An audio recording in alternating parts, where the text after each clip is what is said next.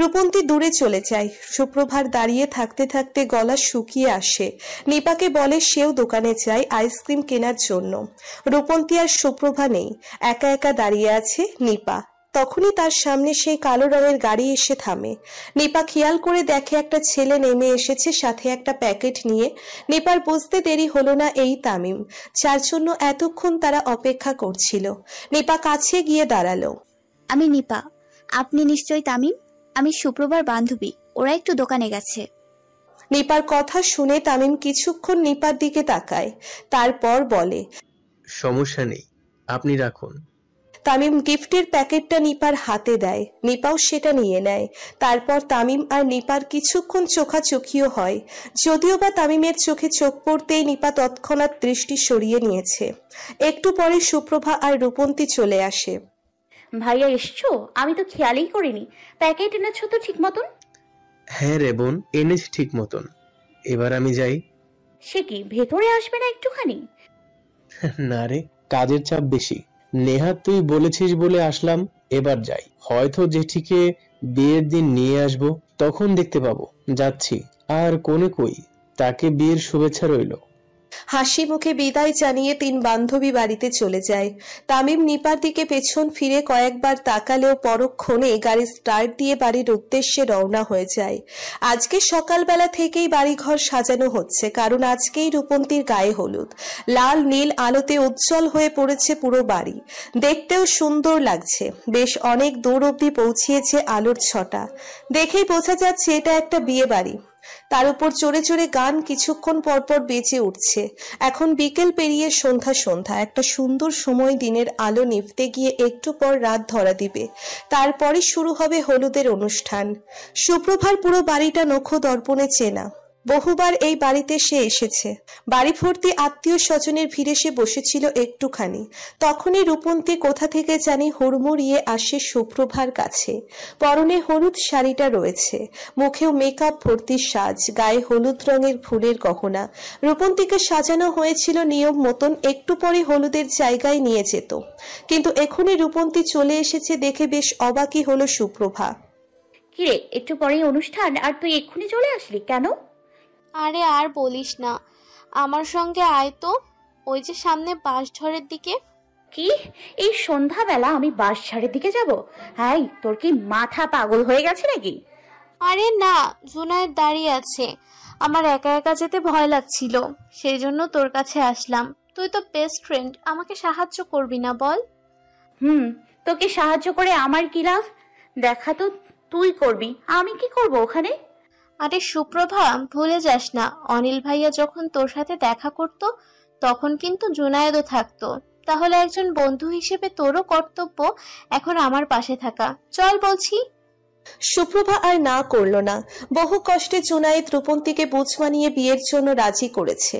সেদিন যে জুনায়েদ রূপন্তীর উপর রাগ করে ভুল বুঝে চলে গেছিল, রূপন্তী আর কোনো যোগাযোগ করেনি জুনায়েদের সাথে। জুনায়েদেরও খানিকটা অভিমান হয়। রাস্তায় দেখা হলেও জুনায়েদ কথা বলতে চাইলেও রূপন্তী কথা বলতো না। এমনি করে সময় পার হতে হতে মাস 6 আগে রূপন্তী দেখে জুনায়েদ তার পুরো পরিবার নিয়ে তাদের বাড়িতে বসে আছে। পরে জানা যায় তারা রূপন্তীর সাথে জুনায়েদ বিয়ের প্রস্তাব নিয়ে এসেছে। সেদিন আর রূপন্তী না করেনি, মনে মনে বুঝে নিয়েছিল অভিমান গলাতে একদম বিয়ে করেই নিয়ে যাবে জুনায়েদ। যেহেতু জুনায়েদ ভালো চাকরি করে, কোনো বদনামও নেই, পাশের এলাকাতেই থাকে, মোট কথা পরিবারকে মানাতে কোনো বেগ পেতে হয়নি জুনায়েদের। এমনি সম্বন্ধ নিয়ে গেছে নিজের বাবা মাকে রাজি করিয়ে, আর রূপন্তীর বাবা মাও সবটা খোঁজ নিয়ে রাজি হয়েছে, দ্বিমত করেননি। আর সুপ্রভা একটু দূরেই দাঁড়িয়ে আছে, পাশে জুনায়েদ আর রূপন্তী কথা বলছে। বেশ বিরক্ত লাগছে সুপ্রভার, কিন্তু বন্ধুর জন্য দাঁড়িয়ে রয়েছে না চাইতেও। অবশেষে ম্যাডাম আসলেন, একটা হলুদ পরি লাগছে তোমাকে।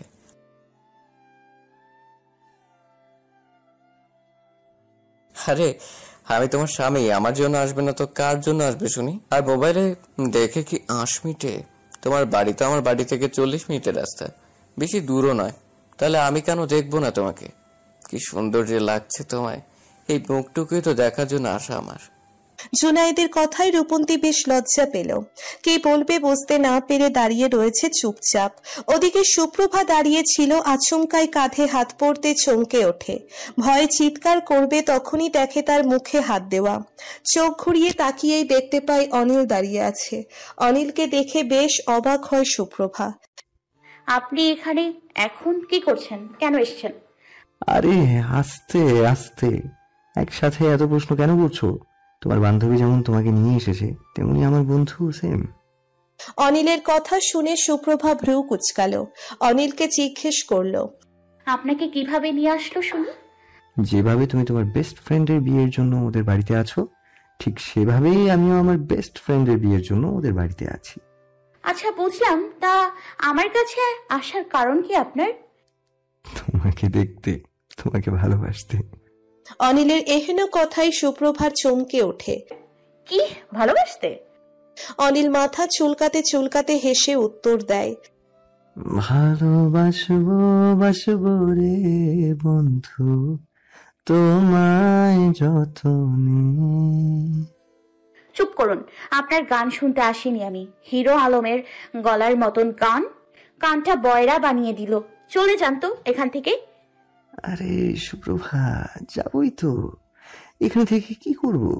একেবারে তোমাকে নিয়ে চলে যাব।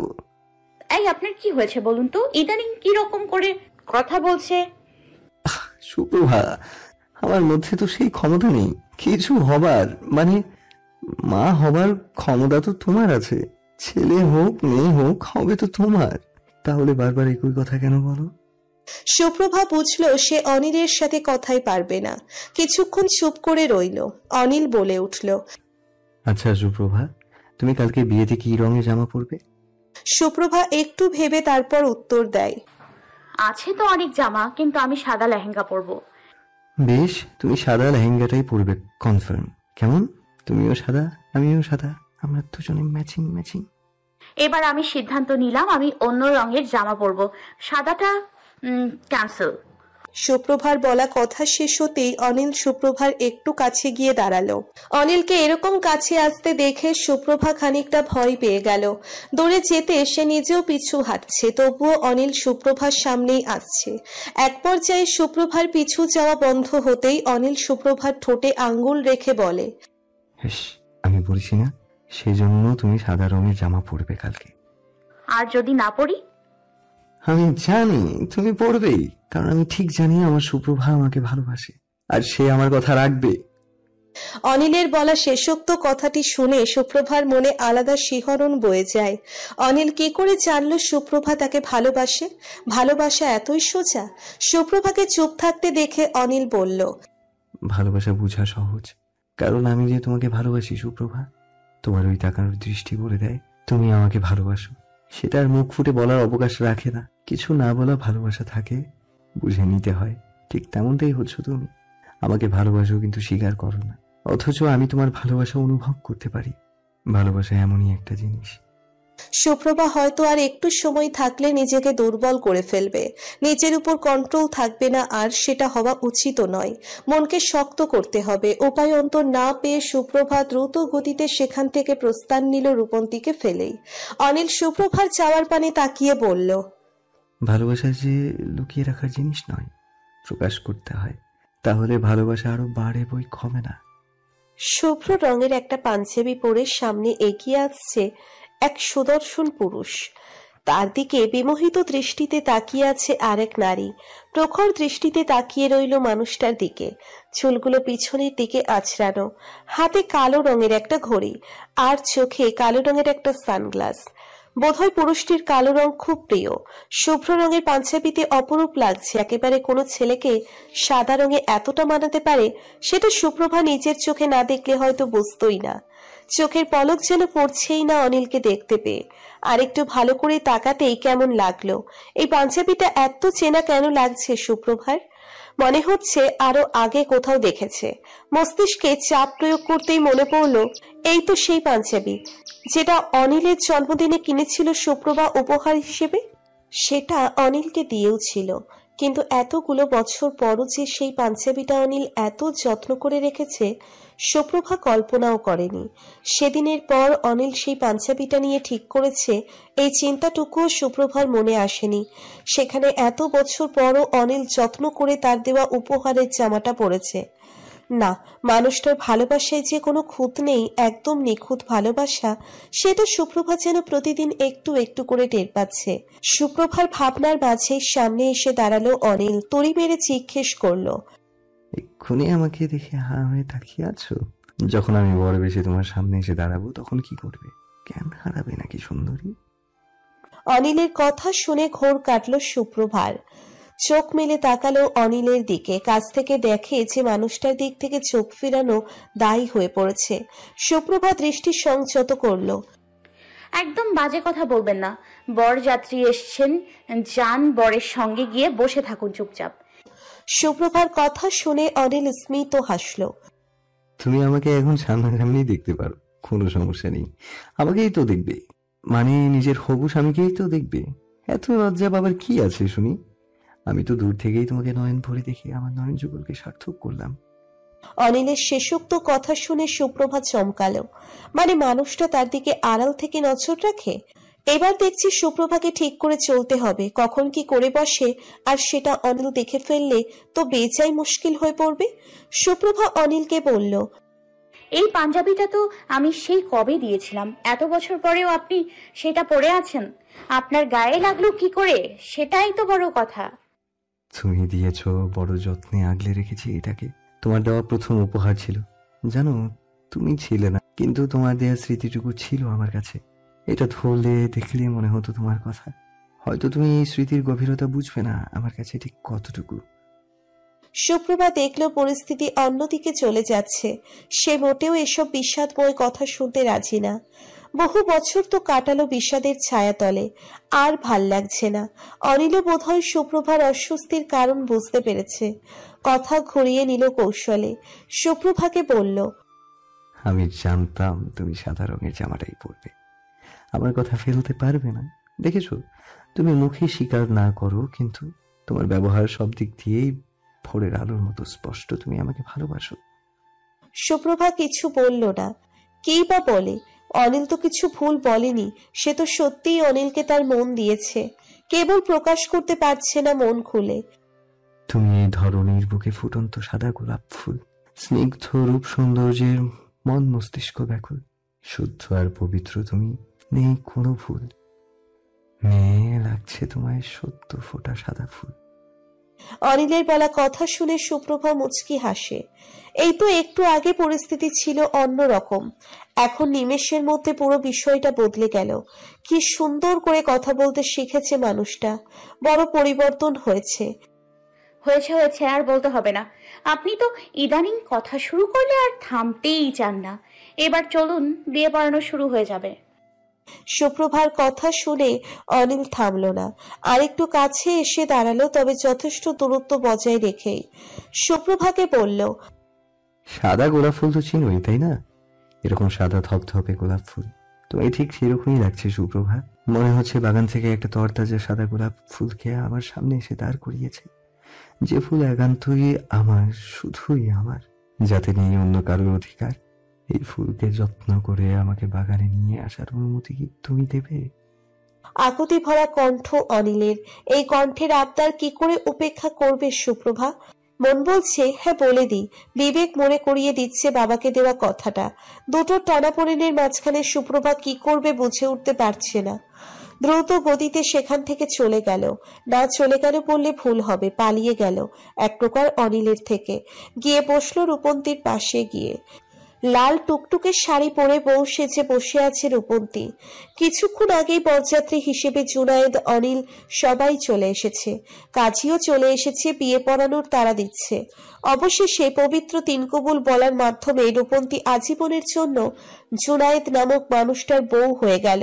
কবুল বলার পর সুপ্রভাকে ধরে ইচ্ছে মতন কাঁদল রূপন্তী। একটা ভরসার মাথা ছিল সুপ্রভা।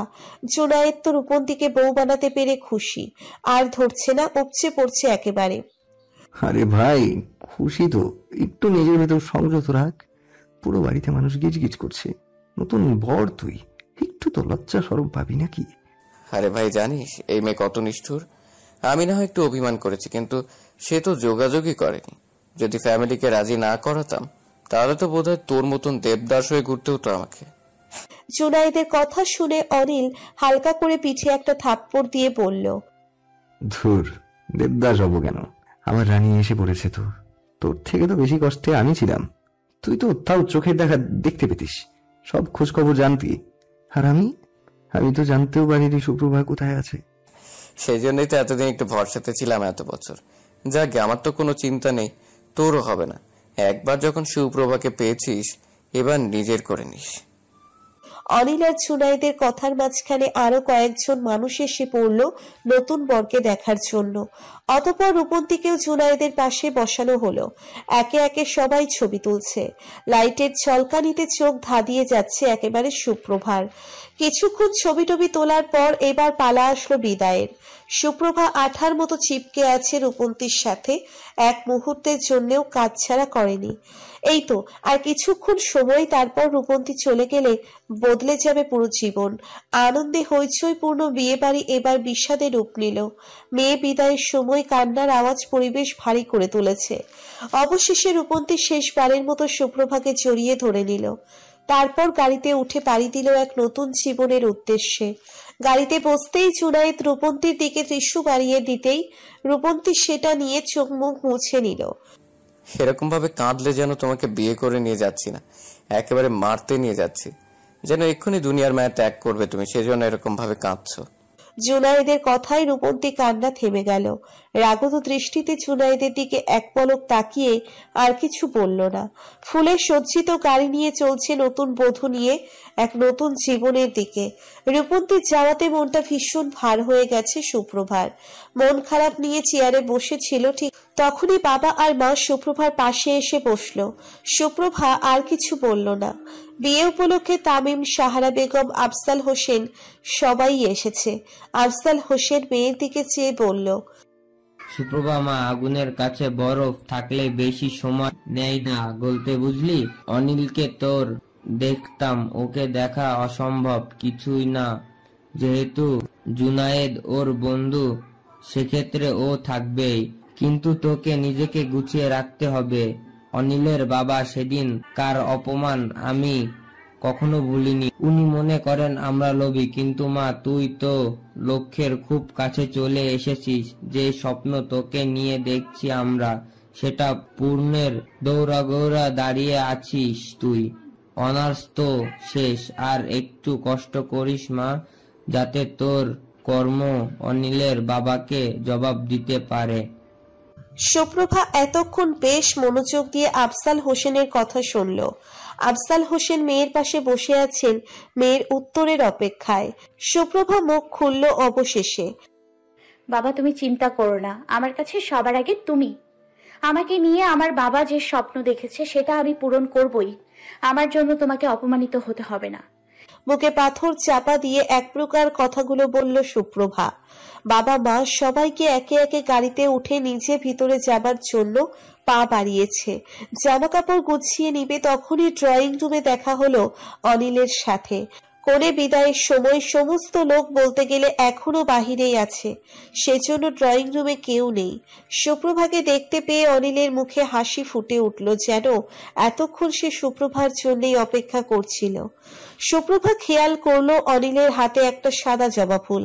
সেদিকে মনোযোগ না দিয়ে সুপ্রভা সিঁড়ি বেয়ে উঠে যাচ্ছিল, যেন সেখানে অনিল কেন কে বসে আছে সেটা সুপ্রভার দেখারও বিষয় না। কিন্তু অনিল তড়িঘড়ি করে সুপ্রভার সামনে গিয়ে দাঁড়ালো। আরে এই মেয়ে, তোমার জন্য বসেছিলাম আমি, আর তুমি আমাকে তোয়াক্কা করছো না, চলে যাচ্ছ সোজা। এতক্ষণ বিয়ে ঝামেলায় ছিলে, এখন তো কনে বিদায়ও শেষ, তুমি কই থাকো শুনি? দেখুন, কথা বাড়াবেন না, ভাল লাগছে না আমার। আমার বাবা মা অপেক্ষা করছে আমার জন্য।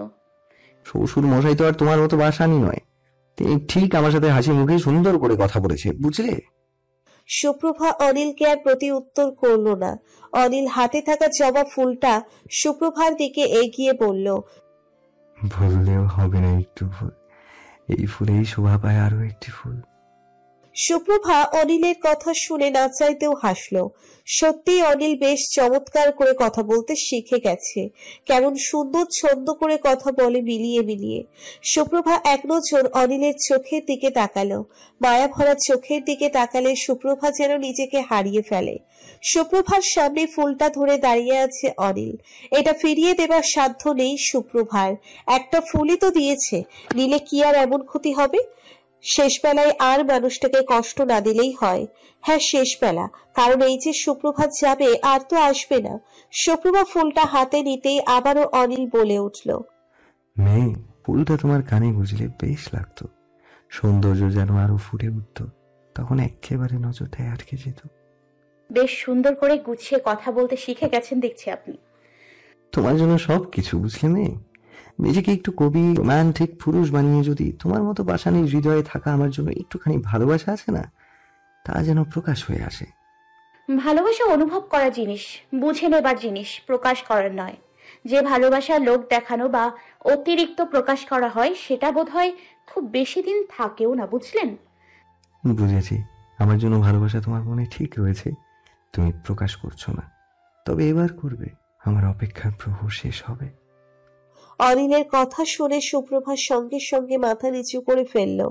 মানুষটা কত ইচ্ছে আশা নিয়ে কথা বলছে, অথচ সুপ্রভা একটু পরে তার সব আশা ভরসা এক নিমেষেই শেষ করে দিয়ে আবারও হারিয়ে যাবে। আর দেখতে পাবে না সেই অনিলকে। ভাবতেই বুকের ভিতরটা কেমন হাহাকার করে উঠছে। অথচ এই যন্ত্রণা কেবলই সুপ্রভার নিজের, কাউকে বলতেও পারছে না।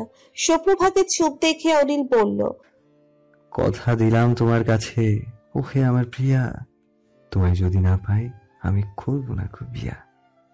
বেশ, থাকুন তবে, বিয়ে বাদে বোধহয় পাবেন না আর আমাকে।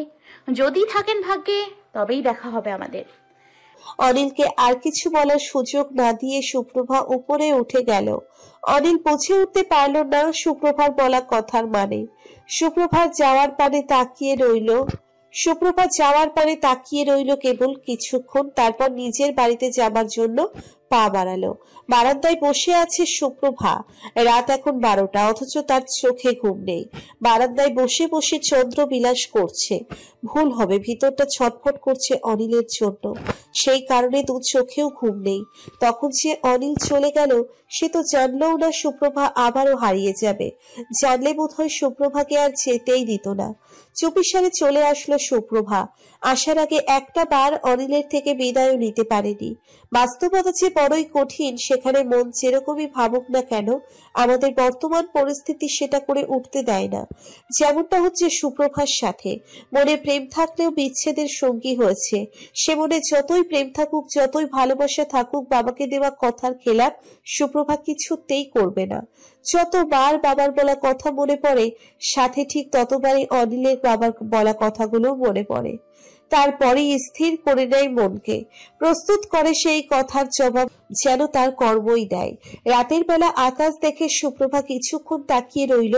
বলতে ইচ্ছে হলো, একলা আড়লে আবডালে থেকে যায় হাজারো মন খারাপ কষ্ট। তার কিছুটা খোলা আকাশ জানুক, বাকিটুকু রাতের কালো অন্ধকার দেখুক। পুরনো জায়গায় ফিরতেই সুপ্রভার আবারও তাড়াহুড়োর জীবন শুরু। সকালবেলা ঘুম থেকে উঠেই সিঁড়ি বেয়ে নামছিল বাহিরে যাবার জন্য। তখনই মায়ের ডাক পড়ে রান্নাঘর থেকে। সেখানে গিয়ে দেখে ডাইনিং টেবিলে খাবার সাজানো রয়েছে। সুপ্রভা বুঝেছে তার মা তাকে ঠিক কিসের জন্য ডেকেছে। খেতে বসেছে সুপ্রভাকে। আজকে বাধ্য মেয়ের মতন চেয়ার টেনে বসে পড়ল।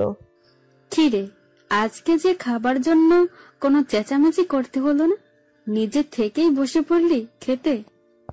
মা, ভাল লাগছে না, আজকে তাড়া আছে। প্রথমে টিউশনের জন্য যেতে হবে, তারপর কোচিং সেন্টারে ক্লাস আছে। আর রত্না ভাবি যে হ্যান্ড পেইন্টিং এর কাজ দিয়েছিল, ওগুলোও তো জমা পড়ে আছে, কমপ্লিট করতে হবে না? শোনো মেয়ের কথা, কাজের ভুঁড়ি রেখে দিছে একেবারে। আচ্ছা আচ্ছা, সব করিস আস্তে ধীরে। আমি দেখি কিছুটা কাজ এগিয়ে রাখবো তোর জন্য। মা আর মেয়ের কথার মাঝখানে সুপ্রভার কাকি মোমেনা বেগম বলে উঠল, আমার ছেলে তামিম তো বেশ ভালো অঙ্কের বেতনের চাকরি করে, তাও যে তোমরা কেন এরকম করছো বুঝি না। আমরা মা আর ছেলে মিলে টাকা শেষ করতে পারি। এই বাচ্চা মেয়েটাকে এত কাজ করাও কেন বুঝতে পারি না আমি। রুম থেকে খাবার জন্য আসছিল আফজাল হোসেন। আস্তে আস্তে মোমেনার কথাগুলো কানে যেতেই তিনি প্রতি উত্তর করেন, আমার মেয়েকে আমি কখনো অন্যের ভরসাতে চলার পরামর্শ দেই না মোমেনা। সে নিজে খেটে খাবে, কারোর উপর ভরসা করে কেন থাকবে? তাছাড়া বাচ্চা কই? অনার্স পরীক্ষা দিয়ে ফেলেছে, সুপ্রভা কত বড় হয়ে গেছে। আর কয়েকটা বছর পর আমার সুপ্রভাও তোমার ছেলের মতন চাকরি করবে। দেখো, আমার স্বপ্ন পূরণ করবে আমার সন্তান। কিন্তু ভাইজান, তামিম তো আর পর কেউ না, সুপ্রভারও তো ভাই হয়। তাহলে ওর টাকা নিতে অসুবিধা কই? আমরা তো একই সাথে থাকি, তাই না? সুপ্রভার এই টিউশনি, কোচিং সেন্টারে পড়াশোনা, আবার এই রাতে হাতের কাজ, এগুলা না করলেই কি নয়? আফজাল হোসেন বুঝলো মোমেনা সুপ্রভাকে নিজের মেয়ের চেয়ে কোনো অংশে কম দেখেন না, সেই জন্যই সুপ্রভাকে নিয়ে এত চিন্তা ওনার। মোমেনা, তুমি বুঝছো না কেন? আমরা আইসারে চললে জীবনে কি আর উপভোগ করা আছে? কষ্ট করলে তার ফলও মধুর হয়। আমার মেয়েটাকে তো ছোট থেকে সেই স্বপ্ন দেখিয়ে বড় করে তুলেছি। ছিল সেরকম পরিস্থিতিতেও তখন আমাদের পুরনো বাড়ি ফিরে পেয়ে কি সেগুলো সব ভুলে যাবে? আর তাছাড়াও ও এই কাজগুলো করে সেটাই ভালো। নিজের পড়াশোনার খরচটাও নিজে বহন করতে পারে। এখন একটা ভালো দিক যে টাকা পয়সা সেগুলো সংসারে দেয়, যেহেতু আমরা তিনজন আছি, আর তামিমও তো দেয়। মোট কথা আমরা সবাই মিলেমিশেই তো আছি। বুঝেছি সুপ্রভার এই যুক্তি তর্ক কোথা থেকে আসো? বাবা যে এরকম, মেয়ে তো এমন হবেই। মোমেনা, ভুল বুঝিস না তো। তোদের ঘাড়ের উপর বসে খাবো, এটা কেমন কথা? নেহাত সুপ্রভা এখন অনেকটাই স্বাবলম্বী, সেজন্য তোর ভাইজান আর কাজ করে না। কিন্তু সংসারের সব ভার তামিমের উপর দিলে তো চলে না। আমরা ওর ঘাড়ে বসে খাবো আরামে আয়েসে, এটা তো হয় না। হয়েছে ভাবি, তোমরা চুপ করো। বাবা, তোমাদের সাথে কথাই পেরে উঠি না আমি। সুপ্রভা নাস্তা করে বেরিয়ে পড়ল, কাঁধে একটা ব্যাগ ঝুলিয়ে টিউশনির উদ্দেশ্যে। কিছু দূর পায়ে হাঁটলেই তারপর স্টুডেন্টদের বাড়িতে পৌঁছে যাবে। বিষণ্ণ মন নিয়ে ড্রয়িং রুমে আসলো অনিল। ছেলেকে এরকম মনমরা দেখতে পেয়ে সুনেরা বেগমের ভালো লাগলো না। অনিলের মুখ দেখেই বুঝলো কিছু একটা হয়েছে। তৎক্ষণাৎ ছেলের পাশে গিয়ে বসলেন। কি রে বাবা, মন খারাপ? কিছু হয়েছে বল মায়ের সাথে। রূপন্তীর বাড়ির কাছে গেছিলাম খোঁজ নিতে, জানতে পারি সুপ্রভা নাকি আবারও চলে গেছে। মানে মা আমাকে একটাবারও ভুলে গেল না। সুনেরা বেগম বুঝলেন ছেলের মন খারাপের কারণ, চুলে হাত বুলিয়ে দিলেন কিছুক্ষণ। এখন কি করবি? ও যে আবার আগের মতন হারিয়ে গেল, খুঁজে পাবি কি করে শুনি? একবার হারিয়েছি বলে বারবার হারিয়ে ফেলবো, এটা কেমন কথা মা? ওকে আমি তো ঠিক খুঁজে বের করব। তুমি খালি বাবার সাথে কথা বলো, যাতে কিছুদিনের মধ্যেই সুপ্রভার বাবার কাছে সম্বন্ধ নিয়ে যেতে পারি। ঠিক আছে, তুই নিজের রুমে যা, তোর বাবা একটু পরই আসবে, আমি কথা বলে দেখছি। মায়ের কথায় ভরসা পেয়ে অনিল নিজের রুমের দিকে চলে গেল। সুনেরা বেগম কিছুক্ষণ বসে অপেক্ষা করলেন কখন তার স্বামী আসবে। অবশেষে আধা ঘন্টা পার হতেই শেখদার সাহেব বাড়িতে আসলেন। শোনো, এখনই রুমে যাবে না, আমার তোমার সাথে একটু কথা আছে। কি বলবে বলো, আমার তেমন সময় নেই। শুনো তবে, তোমাকে আমার সঙ্গে কয়েকদিনের ভেতর সুপ্রভাদের বাড়িতে যেতে হবে অনিলের জন্য বিয়ের সম্বন্ধ নিতে। নেহাত তুমি বাবা, তোমাকে ছাড়া চলবে না, সেজন্য তোমাকে যেতেই হবে, বুঝেছো? সুনেরা বেগমের কথা শেখদার সাহেবের পছন্দ হলো না। বিরক্তিতে চোখ মুখ কুঁচকে নিলেন। হাতে থাকা খবরের কাগজটা শব্দ করে নিচে ফেললেন। ওই রিক্সাওয়ালার মেয়ের বিয়ের ভূত এখন অনিলের মাথা থেকে যায়নি। তুমি ভাবলে কি করে একটা রিক্সাওয়ালার মেয়েকে আমি আমার একমাত্র ছেলের জন্য বউ করে নিয়ে আসবো? তুমি এখনো তোমার অহংকার নিয়ে বসে আছো। আমাদের ছেলেটার অবস্থা দেখছো না তুমি? দেখো সুনেরা, তুমি চুপ করো। আমার একটা প্রেস্টিজ আছে সমাজে। কিসের প্রেস্টিজ নিয়ে পড়ে আছো? সুপ্রভার বাবার তোমার মতনও বড় বাড়ি আছে, গাড়ি আছে। তাও সে যতই বাড়ি গাড়ি হোক, এইখানে তো সবাই ওনাকে রিক্সা চালক হিসেবে দেখে, এটাই সত্যি, তাই নয় কি? দেখো, সে তুমি যাই বলো, কিছুদিনের ভেতর ওনাদের বাড়ি যাব আমরা, ব্যাস এটাই ফাইনাল। স্বামীর উপর রাগ দেখিয়ে নিজের রুমে চলে গেলেন সুনেরা বেগম। শিকদার সাহেব সোফাতে বসলেন। কি করে কি করবে কিছুই ভেবে উঠতে পারছেন না তিনি। অনিলের মাথা থেকে সুপ্রভার ভূত নামানোর জন্য বেশ চিন্তা ভাবনা করতে লাগলেন। সিদ্ধান্ত নিলেন আর মাত্র 1 সপ্তাহ। হ্যাঁ, স্ত্রীর সন্তান যা শুরু করেছে আর দেরি নয়। এই 1 সপ্তাহের ভিতরে শিকদার সাহেব যা করার কিছু একটা করবেনই। আর হাত গুটিয়ে বসে থাকবেন না কিছুতেই। এই সপ্তাহের ভিতরে হয় এসপার নয় ওসপার। সময় মাত্র 7 দিন। রূপন্তীদের বাড়ির পাশের পার্কেই বসে আছে নিপা। রূপন্তীর বিয়ে শেষ, আজকেই তার বাড়িতে ফিরে যাবার পালা। ইচ্ছে করে না আর বাড়িতে ফিরে যেতে।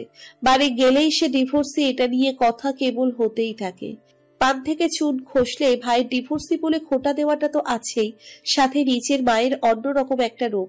এই সমাজে ডিভোর্সিদের অবস্থান কখনোই ভালো নয়। যদি উপায় থাকতো নিপা এখান থেকে পালিয়ে চলে যেত বহু দূরে একেবারে। এত সব চিন্তা ভাবনার মাঝখানেই একটা কালো গাড়ি এসে থামে। রূপন্তীর গাড়িটা চিনতে অসুবিধে হলো না। এটা তো সেই গাড়ি, মানে সুপ্রভার ভাই তামিমের গাড়ি। এটা এখানে কেন আসলো সেটা নিপা বুঝে উঠতে পারলো না। তামিম বেরিয়ে আসলো গাড়ি থেকে, নিপার সামনে এসে দাঁড়ালো।